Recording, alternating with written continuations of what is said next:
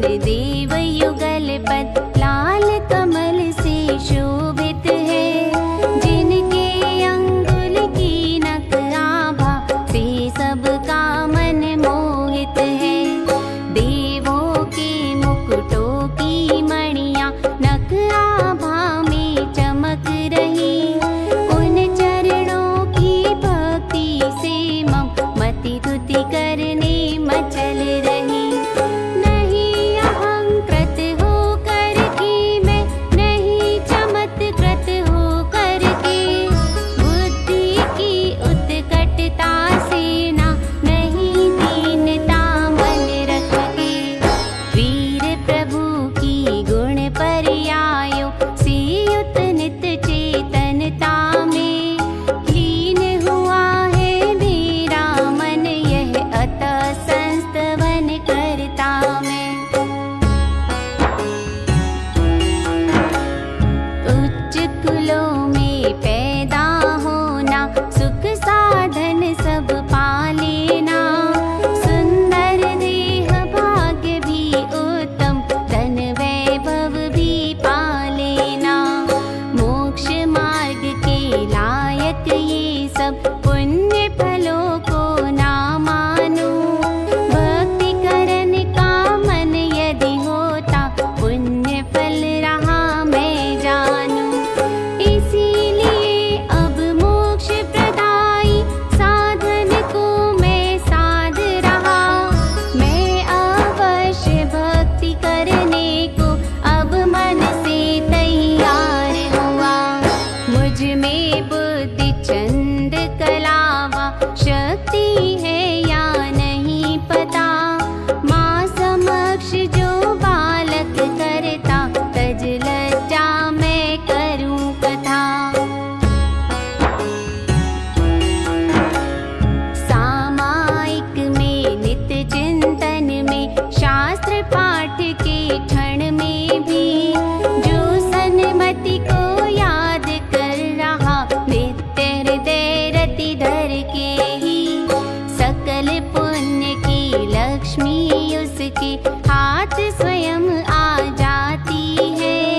ऐसा लक फिर किस ज्ञानी को प्रभु भक्ति ना भाती है।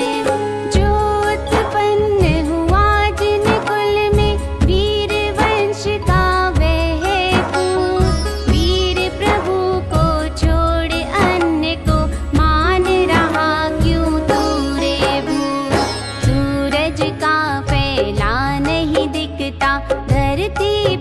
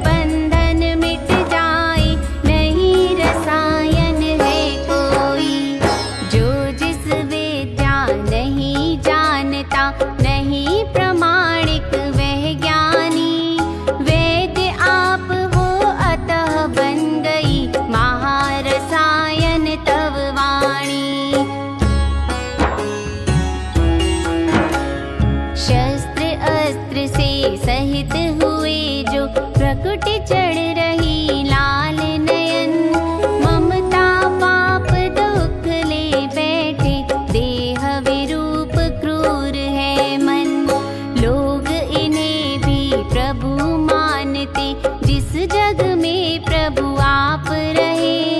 चेतन ज्ञान प्रकाश दिखे ना, और अंधता किसे कहे।